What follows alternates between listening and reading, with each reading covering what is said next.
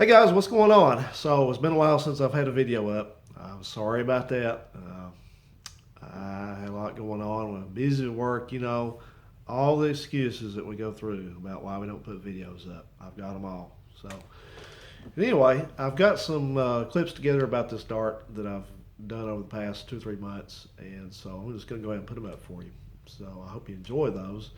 There's a few things we're working on in that series. We're doing some stuff on the radiator, the carburetor. We did the climate control, and I told you about that. We're probably going to have to try to fix the speedometer. I don't think the speedometer is going to work because it's got a piece that's broken in it that you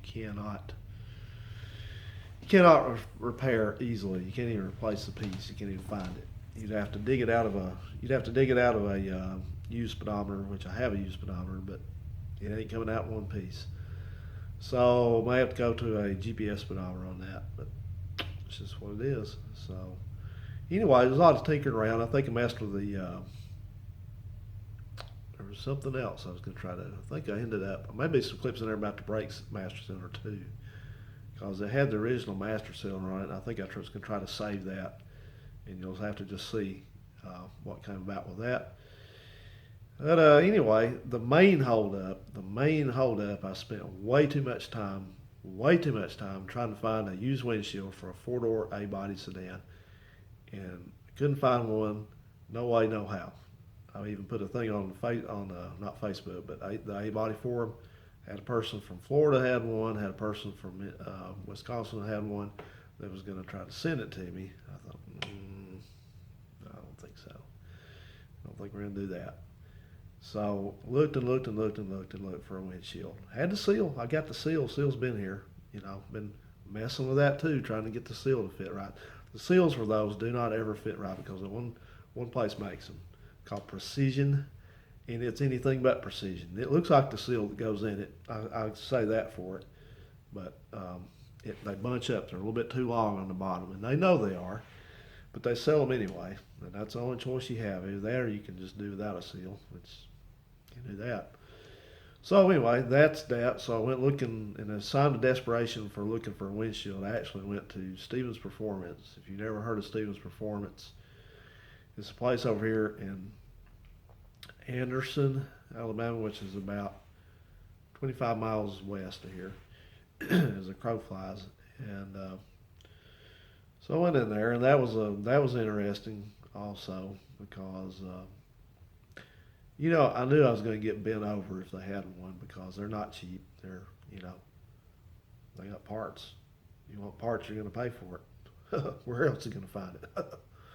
So anyway, so I went over there and walked in and talked to the folks there. There's a young guy and an older guy. I made a post about this on the A Body forum. If you want to go read that, and you can find my name on there. But uh, so the young guy greeted me, and the older guy who was at the desk over there, I think his name's Ted. That's the owner. That's who that was. Wasn't much happening over there, so probably was him. So anyway, the young guy and Ted's writing something on a piece of paper. Ted does not look up at me. Ted does not greet me. Ted does not say hi. Ted doesn't say anything. So I tell the younger guy what I'm looking for. Looking for an A-body sedan windshield, 67 through 76. So he's thinking. He thinks for a split second. He looks over at Ted. I guess he's over there. Looks at Ted and he says, "Is this something you want to do?" And I'm trying to figure out what that means. Is this something you want to do? What am I maybe not worthy enough? Is it do I not look like I have enough money maybe? And Stan didn't say anything. Except finally, he's looking down. He never looks up at me. Never looks at us at all. And so and he utters a few words. He says, "I gotta have a used one." That's all he said. He didn't ever look up for his piece of paper. This is customer service at its best. Did not look up from his piece of paper, his pen and paper. Didn't look at that guy. Didn't look at me. Didn't say anything. So the young guy was just kind of, yeah, I get that a lot. Yeah. And so I said, well, I gave them a chance. I know who sells new windshields for those cars. I've done enough of them. I know, I know who sells them and how much they are. So I thought, well, let me test them a little bit. Let me just see if, they're going to take the bait on this, if they know something. I said, okay. I said, well, how about a new one? You know anybody around here that sells a new one? It gives them a chance. They can say, you know, well, yeah, we can probably get you a new one. We can get such and such a. Once again, Mr. Personality over here, Ted doesn't say anything. He's still looking at his piece of paper down there. He's out of it. He's not interested at all. So the young guy said, well, there's such and such glass company over and such and such. He's at there. And but I don't know if he's got anything like that. He can do anything like that. I think to myself, you know, you've got so much exposure in these car magazines and places on the internet. You know, it's always, oh, go to Stevens Performance. I've got those rare parts. And you can't even tell me who carries a new windshield for one of these cars. Because they're not that much different from a Scamp. I mean, they're a little bit long, a little bit taller windshield. And you can't even do that? What's going on with this? You know? So anyway, I was like, all right, I got to get out of here. I got to leave. This is a waste of time. You're wasting my time. So anyway, so I got in the car and took off. And that was my visit to Ted's Empire over there, Stevens Performance. I told somebody on the forum, I said, I just don't think that he really has that many parts. I think all his cars are mostly picked over. And this is not being sour grapes, but I think he's got a lot of business in the past. And I think all the good stuff, except for, like I said in the forums, stuff he's got hoarded away probably, it's all gone. All right. And then I was walking out to get into my car to leave, and I looked down the side of the building over there. And guess what's sitting down the side of their building? There's a tan-colored 73 Dart sedan down there with a windshield in it. Now, I'll say this, it looked like a pretty straight car. They probably didn't want to take the windshield out of it. But, you know, he could have said that. He said, well, I got one in a Dart out there, but I don't want to take it out. That would have been better, you know. So anyway, dealt with that nonsense. And then sometime during all this, before that, but through making all these video clips, I caught COVID again for the second time, and it wasn't a big deal. I got over it fairly quickly. It's a lot of coughing. So I had to deal with that. I had to be out of work, and then work's picked up, you know. So anyway, as of right now, I have a new windshield on the way for it. Once we get the windshield in it, then the car's already up and running. It's ready to go. I got to take it to the muffler shop and get some pipes run to another one. When I had that Tahoe out there, when I had to put one single pipe on that with a muffler and a catalytic converter that I brought with me, I'd already bought myself, and a tip on it was $550. And so anyway, that's what's up with the Dart. And in the meantime, I've been pretty on the edge of my seat. I've been working on that 75 out there some, just picking away a little bit because that's going to be the next one. I've got to do that one, and then I've got that blue Scamp I bought a couple of years ago, the 71. I think I'm going to put it up in storage and just keep it for a rainy day because my direction I want to go with that has changed. So I'm going to, as a consequence of that, I'm going to have several parts extra, and I think I want to build another car before that. I'm not going to say what it is yet, but I got enough like slant six parts and A-body parts and stuff like that. So to do that, so I think I will. It'll be a fun project. I've just been spending time on the internet back here, determining getting some paint codes and finding out trim levels and options and stuff like that. So you'll see a little bit later. It may take me a while, but we're going to get into that's going to be a fun project, I think. It's probably going to be one of the last, besides the blue, one of the last A-bodies I plan to do because I think they're getting a little hard to find. And if I do that one, the car I'm not telling you about yet, it's going to be the ultimate. So it'll be a lot of fun. So anyway, the last thing, I've been buying some parts, trying to find some good parts for things, upcoming projects, a couple that one in the Scamp. And I bought a couple carburetors off eBay, and I got really, really, really mad because I bought the first carburetor, which wasn't anything I really needed, but it was a pretty rare carburetor in the world of stuff that's not performance parts or anything like that. And 90% of people wouldn't consider it desirable or rare, but I do. So I paid for it on eBay. And then a few days later, I got an email that says the seller has canceled this transaction. I was wondering, I don't even remember that they could do that. And they sent me an email that says, well, I'm sorry, I had to refund your money because when I went to pack it was damaged. It was broken. Oh, how do you break a carburetor? So, anyway, I said, all right, I'll let that one go. Let that go. It wasn't really the one I wanted the most, but there was one I wanted the most because I have a fake copy of Windows back here. I didn't fake it. It was on this computer when I bought it from the thrift store. So anyway, so the one I really wanted, I kept waiting on it. I noticed, I kept watching my tracking. I noticed it hadn't shipped yet. Hadn't shipped yet. So, oh no. Sure enough, today, sends me an email. The seller says, well, I'm going to have to return your money because, what did he say? Because I went looking for this and I couldn't find it anywhere. You just put the auction up like it was not even a month ago. You put this, wasn't even that. It wasn't even a month, not near it. And you've lost it. You lost it. So I thought, there's a guy on the internet that said that he called it. I agree with his way of thinking. He said there's a drop down list of lies that people can choose from when they want to cancel a transaction. So let me tell you why they probably really canceled the transaction. He didn't lose it. He just probably figured out looking around at what those carburetors go for. He just probably realized that he was too low on it. It wasn't cheap either. It was going to be close to 100 clams to get this thing here. But it's, like I said, it's a rare carburetor. In the world of slant sixes, it's a rare carburetor. So it's what I wanted, what I needed for something I got planned out here. So anyway, so I got his email, and boy, I really was not happy about this. So I kind of leaned on him pretty hard. I said, bud, I said, you're the second one, and within a week that's canceled on me.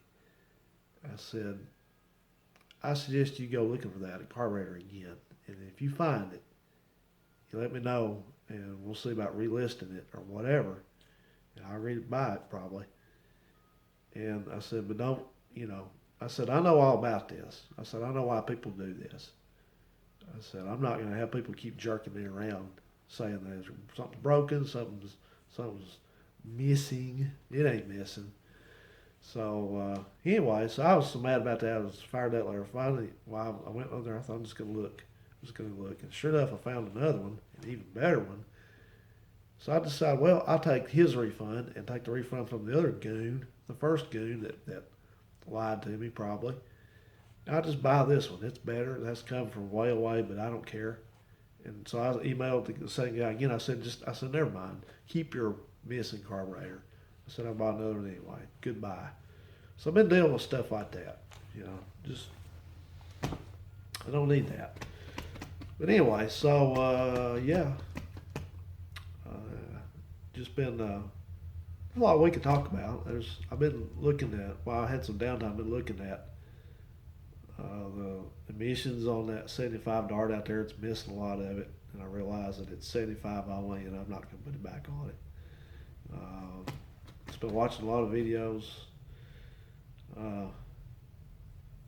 That's about it, guys. That's really it. So anyway, without much more talking, I think I'm going to go ahead and get into this video now, and hope you enjoy these little clips. I'm going to try to edit them down as much as I can, so they may not be very contiguous or continuous, something like that. There may not be a lot of detail about what I'm doing, but it's just kind of just to let you know what I had to deal with. So, because I know people get bored. I especially, I'm the worst about getting bored on a long video.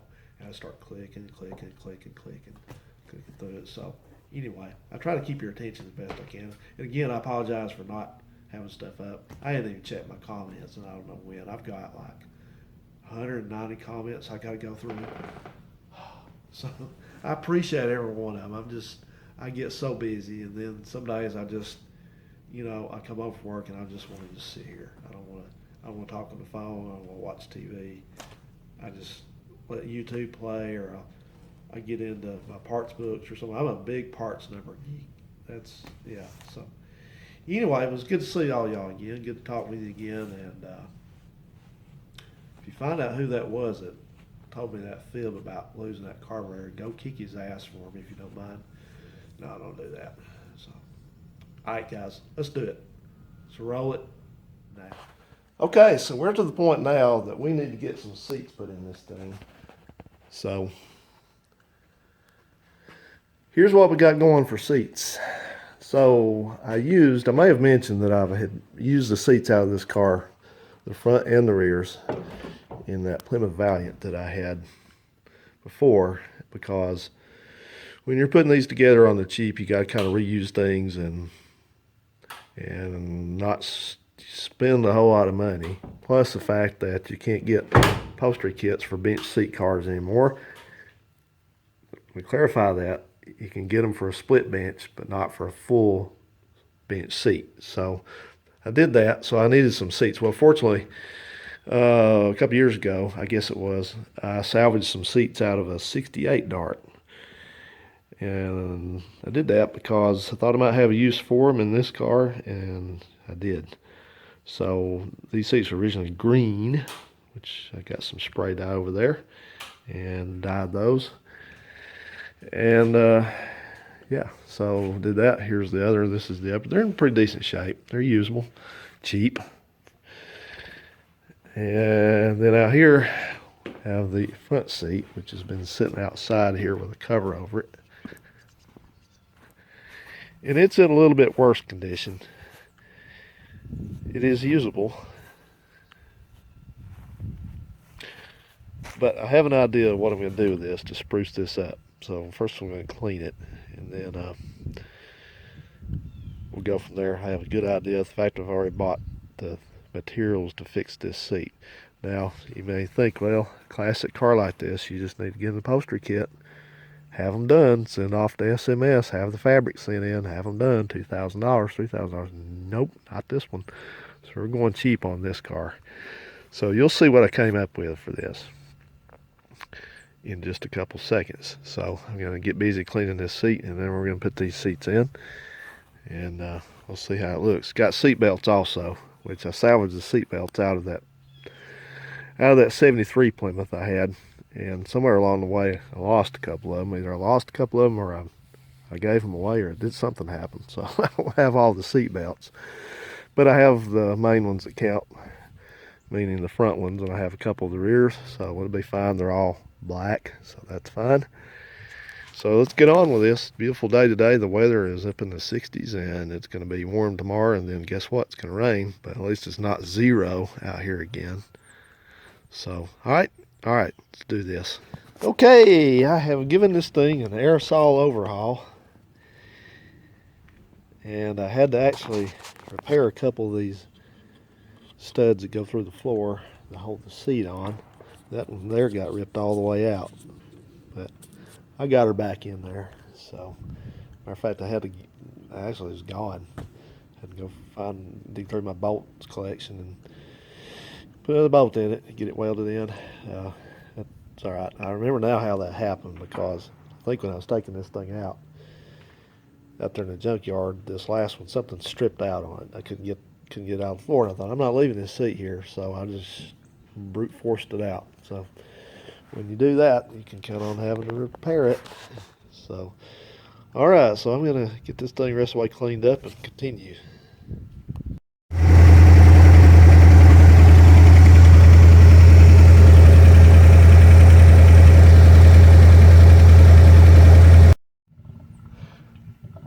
That doesn't sound too happy. What's going on in there?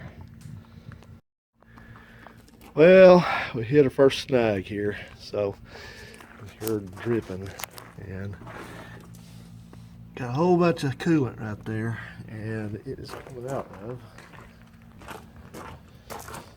the thermostat housing. There's a bolt back here. As you can see that right there, that bolt is just poured out from under it. So I don't know what happened there. So I'm gonna get it back in the garage and get a pan under it. So it was decent. I think the timing's retarded, but anyway, I'm out of time today to mess with this thing, so we'll come back to it in a few days. I'll take that thing off and see what's going on there, because it acts like the bolt's tight. It acts like the bolt is too long, or it's bottomed out somehow. So I don't know what's happened, but anyway, past that, not terrible. The carburetor is awful wet around the gasket, like the gasket and the air horn is not sealing all the way, so I may have to address that also. But anyway, I got back out here, my brakes were down again, so I think we're gonna have to go looking for some leaks,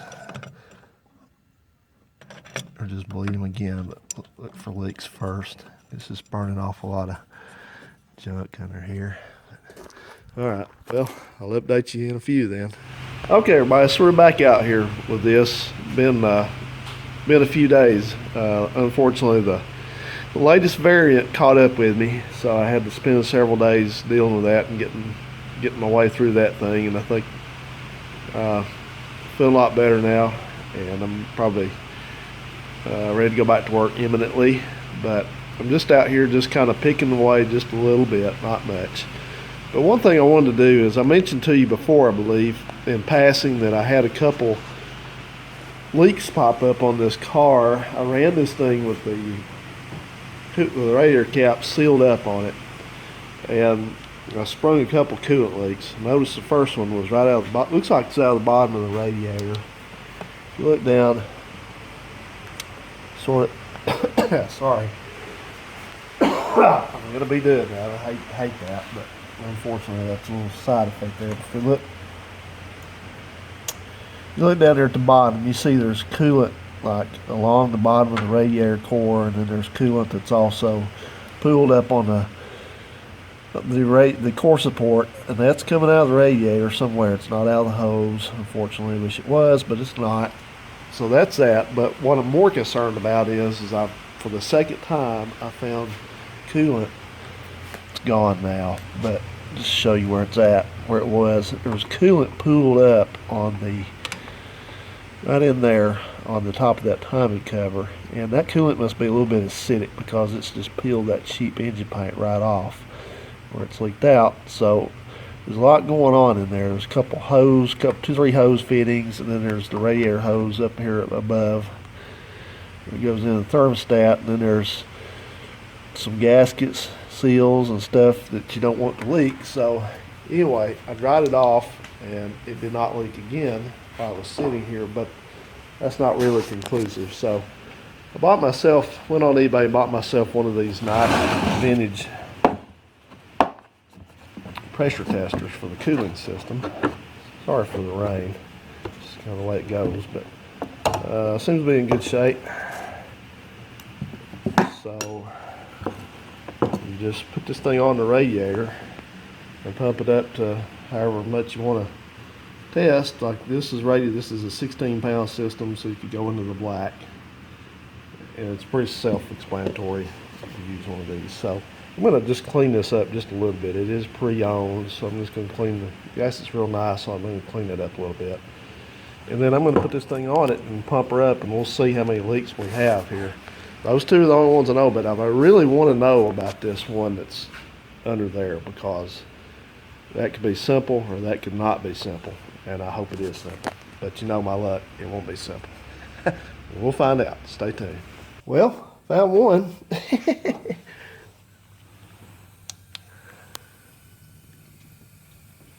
Maybe that was the entire leak. Now, you wouldn't think that would be spraying out of there and over into there, do you? Let's see, you want to see? If we were to move this, you can't see a squat diddly there, can you? If we were to move this back into position, well, look where that goes. That goes right back into there. Okay, well, let me stop that.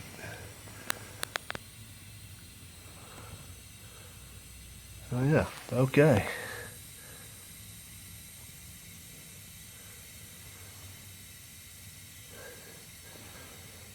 She's a peon, isn't she? Well, that's good then.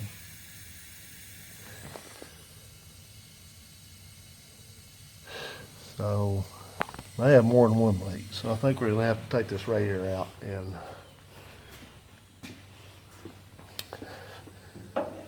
just see if we can repair that. Blech.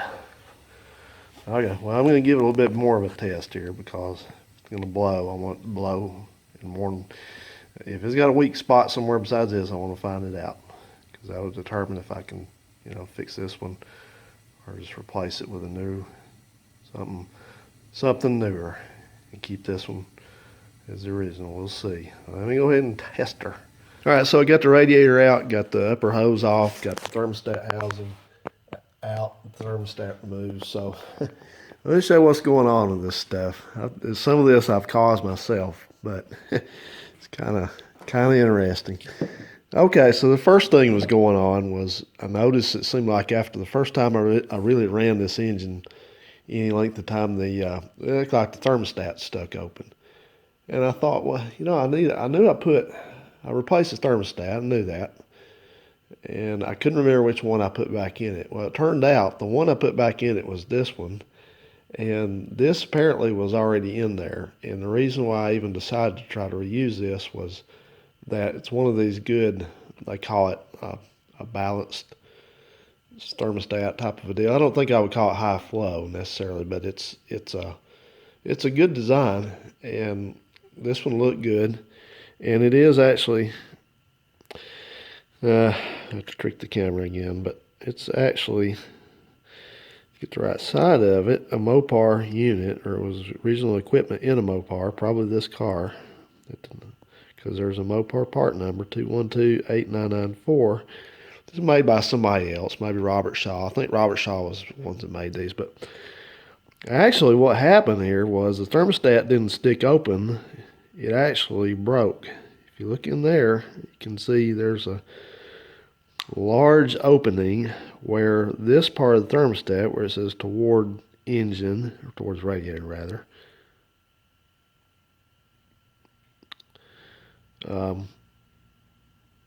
you know what? I think I might add this thing in backwards. Come on, camera. This camera is starting to really anger me because this thing says, I'll force you to do it, okay? One way or another. Your choice. Get all the water off of it. Okay. Sorry. Anyway, it says toward radiator. Dadgum you. This thing is having a battle of wheels here with the dadgum thermostat. Okay, finally, look at this. It says towards radiator. Well, that's not the way I had this thing. Oh, yeah. It's right. That's confusing because you look here, it says toward radiator, and then there's a little arrow, so it's in the correct way. I thought it was because this is always the way they go, no matter what. Never mind. But it did. It broke here. It just came apart. So the engine got pretty hot that first time, so I don't know if that was just the last it could take. But it was just an experiment to see if it would work because it was a good thermostat, I thought. But all right, the second thing was happening was, you may recall, I know I've said it 2 or 3 times, I had a leak that was leaking coolant down on the top of the timing chain cover. And it was coming out of one of these bolts that go through there to hold the thermostat housing on.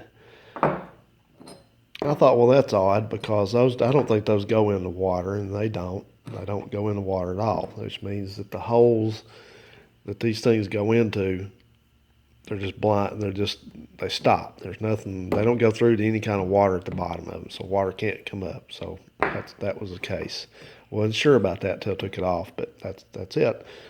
But what was going on was this is on the face of it. Here again, this is another poor decision I made trying to use junk parts.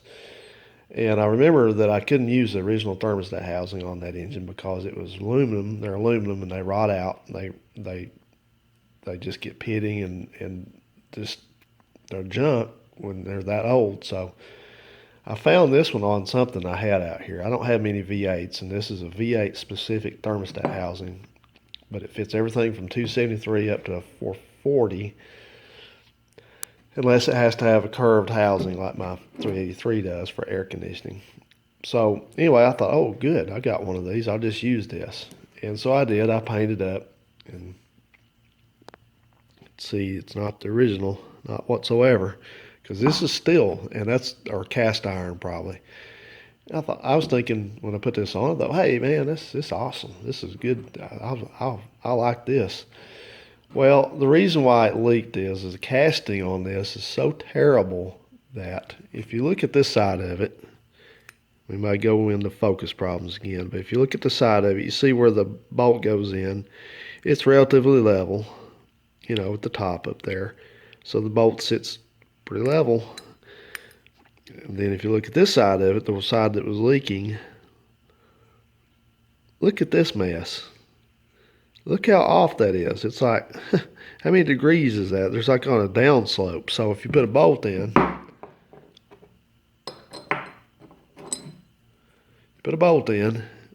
the bolt sits in there like that. And to the side, and if you have to, when you thread it in the correct way, then it's got this big gap there under it. And so that's where it was pouring out water. Apparently it was leaking water around the gasket anyway. So this thing has multiple problems. So, and I think the thing is too thick anyway. By looking at pictures of the originals, I think it's too thick by maybe 1/8 of an inch or something like that. I mean, otherwise it would be a nice piece, but it's crap.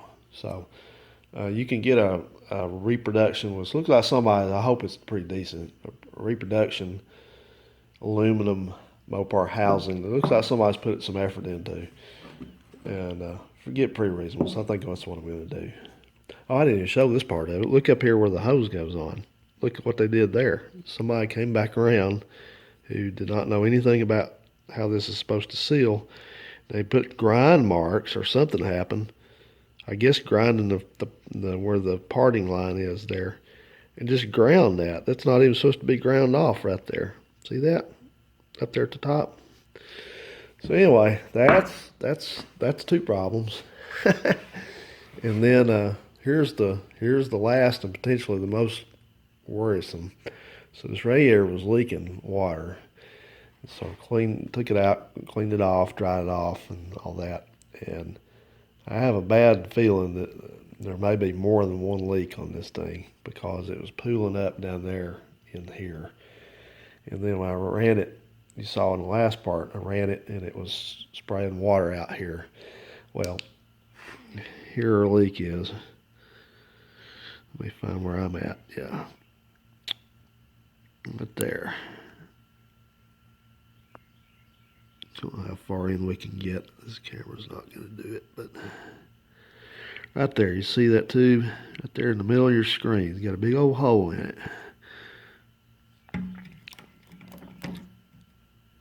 Let's see if I can do some artistic lighting here. I'll point it out. Right there. See that?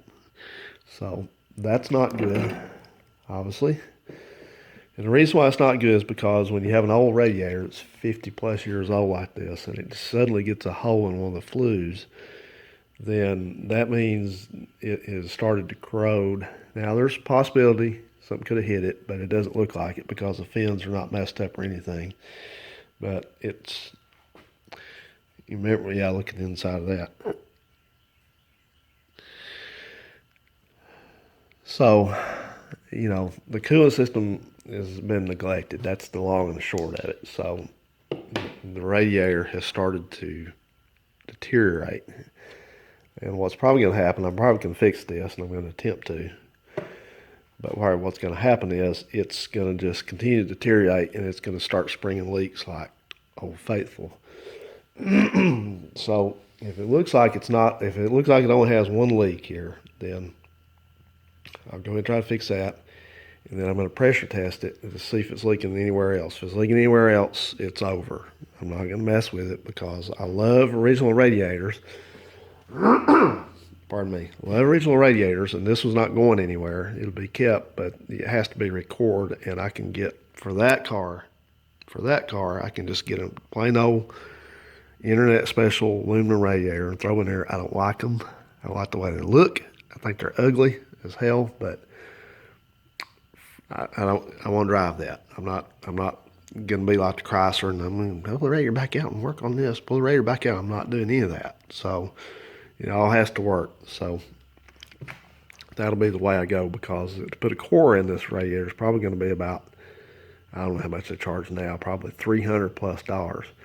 And I mean, there's, like I said, this is important to keep this radiator. If you guys are replacing these things or taking them out, don't throw them away. Don't recycle them, because, you know, there's going to be a day come that they're going to be very priceless because so many people threw them away. So don't do that, because this for sure, I know for sure this is the original radiator because the number's correct on it and has the date code in the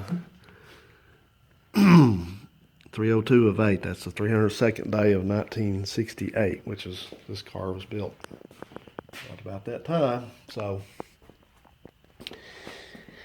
anyway, we'll hang on to, if it can't be used right now, we'll hang on to it because it may not go in that 69 dart, but it can sure as heck go in another one. So anyway, that's the long and the short of this. So I'm going to fool with this radiator a little bit.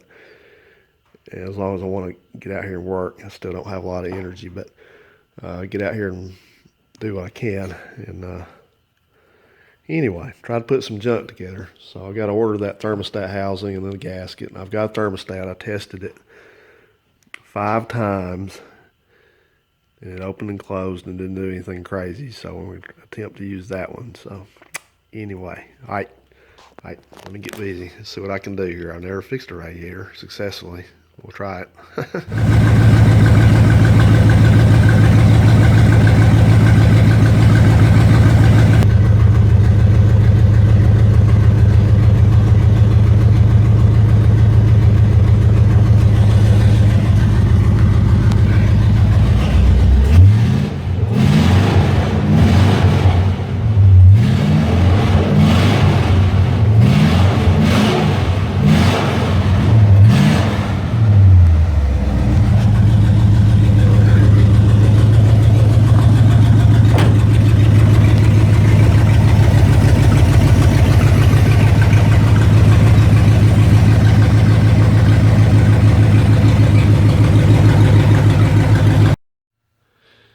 Okay, so the bumper is back on. I'll show you that here in a little while, but the next operation, next order of business is going to be to put on that piece of trim right there.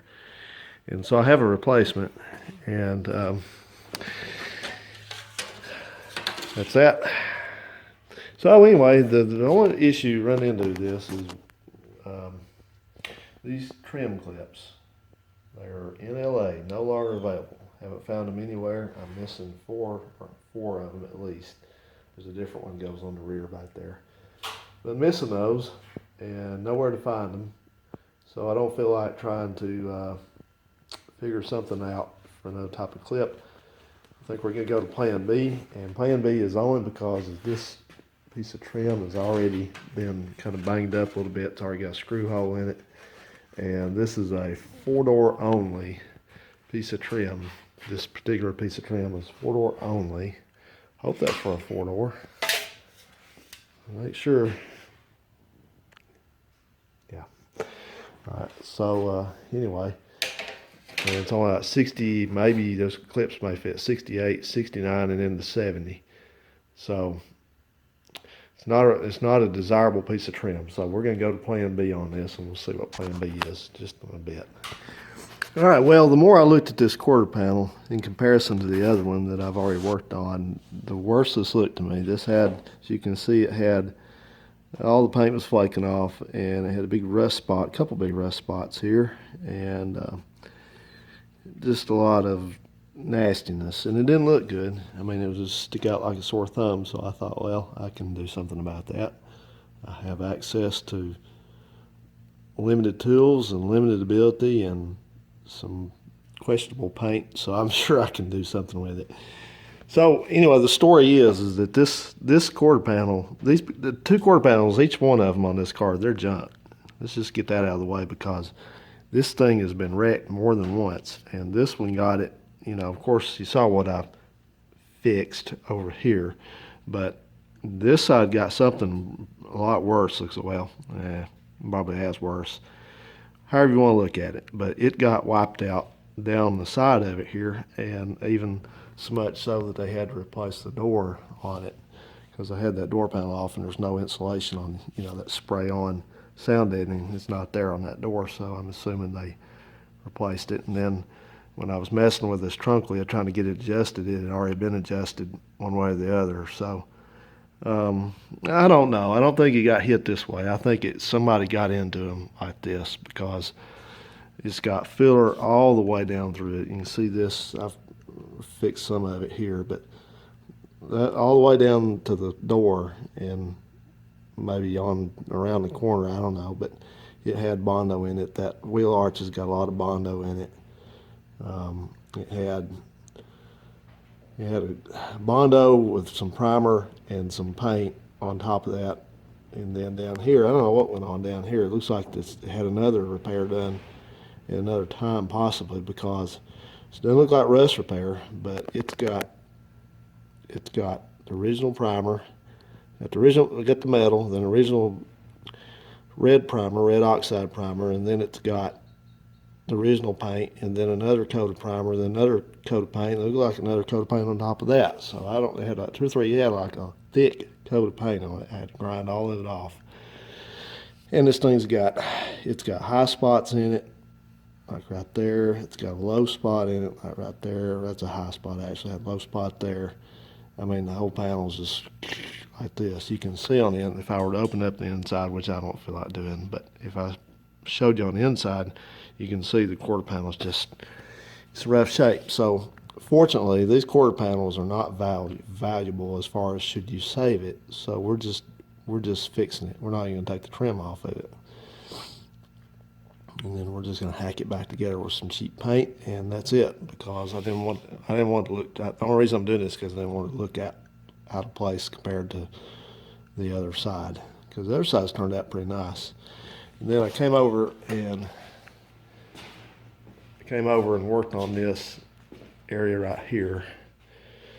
And what was going on here was, when this car got piled up on this end, this side of it, it shoved everything, and of course the frame arch, so where the rear axle is bent. So it made all this go out of place. So there's supposed to be a joint here that's leaded together. I think that's just lead in there when this car was put together, and it popped loose because of all the stress on this thing. And so it was the filler panel, the trunk filler panel, was like up. It was like probably up, I don't know, a good third of an inch probably. So I didn't like that. So I managed to get this thing back down level again with some hammers and C-clamps and stuff like that, and got it back relatively level, good enough for me. And just filled the worst of it and smoothed it, and we're gonna put primer and paint on it and walk away from it, because this was miraculous. Everything that's been put together on this car it's been a miracle that it's actually looks as together as it is. Because if you look here, if you go looking pretty close, you can see that side's down. Get my finger out of the way, but that side there is down, and it kind of comes up, and it was down, and it was up over here. So Wow. So anyway, all right. So that's what we're doing. So I'm just gonna do my standard routine here and throw some stuff on it and some beater quality body work. And sorry, you don't have much room over here. And then we're gonna move on with it.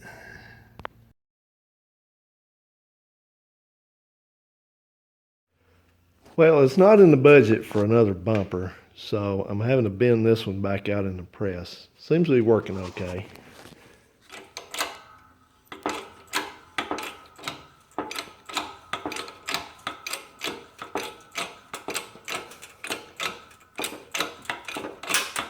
Yeah, another hour or so of that, I'll have that like new.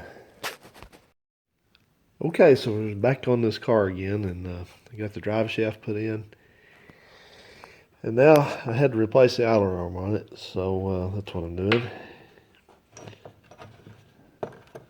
So anyway, there's not much to that.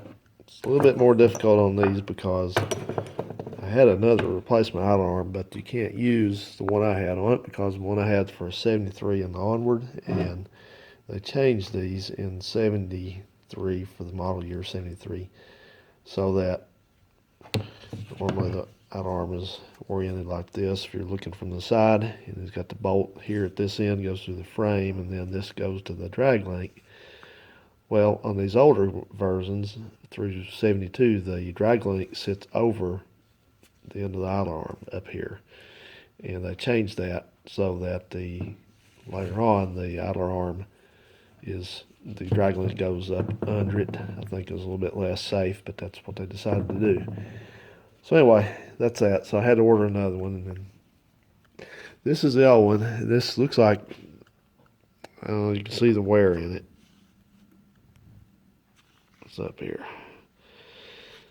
The camera's kind of strange sometimes here, as always, but anyway, you can see it was not in good shape anymore, and this is one of these that's not able to be lubricated. And it's apparently not the first one that was in it either, because I'm looking at the number on it, and it's not a it is not a Chrysler part number. So sorry, I had one in it. So I got this one. This is a TRW of unknown age, bought off eBay, and they were nice enough to give the bolt that goes through it and the nut, but you'll notice something's missing. See it? Or you don't see it? Well, this is the original bolt. There's no hole for the cotter key. So I just cleaned up and reused my old one. So in this, I guess I didn't pay enough attention to this, but this is another one that's not able to be serviced. So no telling how long that's actually going to last. But it's what it is. We use it, see how long it does last. It was cheap. There's been a bird in here, and I don't know if he or she is still in here, but I know what kind of bird it is. It's a Carolina wren, and those are the birds I always get in your garage. I've had a couple other birds. I've had like a hummingbird and a finch sometimes, but the wren is the one that loves these garages for some reason. And the wren also is noteworthy because it's the only one that can find its way back out the door. The other birds, they go straight up and they hang around up here at the top of the roof there, and you have to trick them to get out. You have to put food or a feeder or something there to get by the door, and that's the only way you can get them out. But the wren is smart enough to know to go back to the door. They are ground birds basically. So I don't know if it's still in here. I saw it flying around a little bit, but it just hangs around in here, and then whenever I'll leave the door open, and it'll make its way out. So I don't see it. I don't hear it either. So it might have went around me and booked on out of here. All right. Well, let me book on and get this outer arm put on.